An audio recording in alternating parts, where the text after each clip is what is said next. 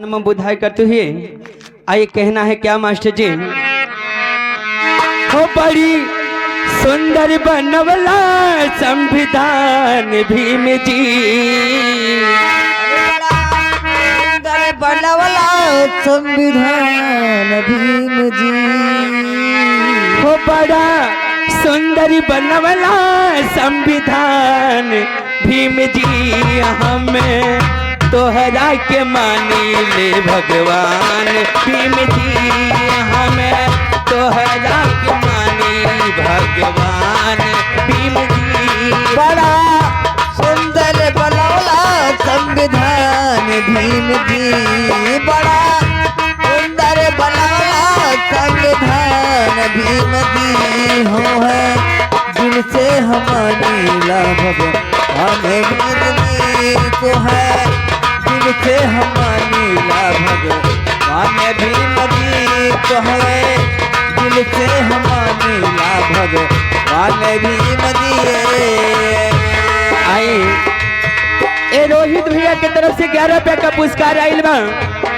मैं हिसाब से जय भीम जय भारत नमो बुद्धाय साधुवाद करते हुए कहना है का। हाँ बहुजन खातिर अब कटला समैया, अखिया से चुए लागल हमरो ही हसिया। अखिया से चुए लागल हमारा लोरवा, अखिया से चुए लागल हमारा लोरवा। बहुजन खातिर अब कटला समैया, अखिया से चुए लागल हमरो ही हसिया। अखिया से चुए लागल हमरो ही हसिया। अखिया से आंसू आवे हमारा अखिया, अखिया से आंसू आवे लागल चरी को संतान दहला कुर्बान भीम जी। चरी को संतान दिहला कुर्बान भीम जी। हमें तोहरा के मानी ले भगवान भीम जी, हमें तोहरा के मानी भगवान भीम जी। तोहरा के मानी ला भगवान भीम जी, हम तो तोहरा के मानी ला भगवान भीम जी। बड़ा सुंदर बनवला संविधान भीम जी, बड़ा सुंदर बनवला संविधान भीम जी। हम तो दिल कहे मानी ला भगवान भीम जी, बड़ा तोहरा के मानी भगवान भीम जी। बड़ा तोहरा के मानी ला भगवान भीम जी, बड़ा तोहरा के मानी ला भगवान भीम जी। आई रवि शर्मा जी,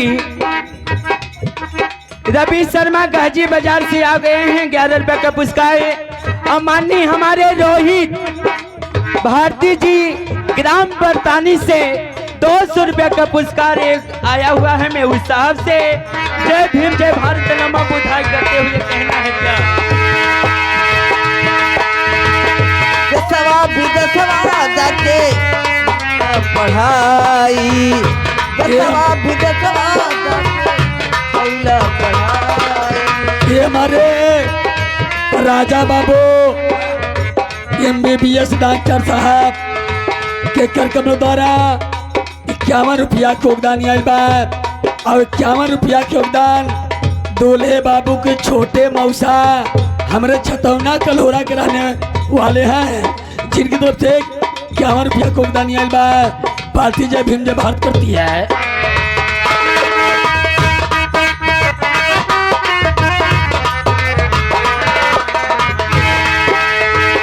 लड़ते लड़ाई साहब कटला समैया, छुआछूत दिहलायब तू ही भगैया।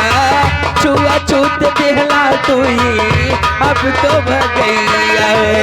लड़ता लड़ाई साहब कटल समैया, लड़ता लड़ाई साहब कटल समैया। समैया छुआ छूत तू ही दिहला अब तो भगाए छुआ छूत दिहला तुम्हें सबके मिटाए छुआ छूत दिहला सब तू ही मिटाए लड़त लड़ाई साहब कटला समैया छुआ छूत तू ही दिहला अब तो भगाए छुआ छूत तू ही दिला अब तो भगाए दिल्लू और पप्पू तू है करे पर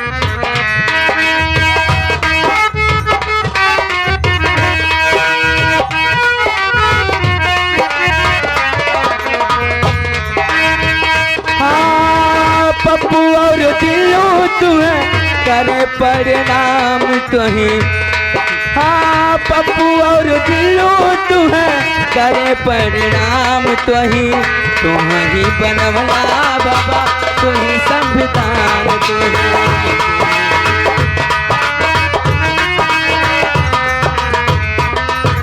हेलो ये रानीपुर के स्वामीनाथ भैया एक गाले पर हाथ लेके बैठल हूँ मैं जिनकी तरफ से हाई 101 रुपया के योगदान दिया है पार्टी महान भाव को जय भीम जय भारत नम बुधा करती है।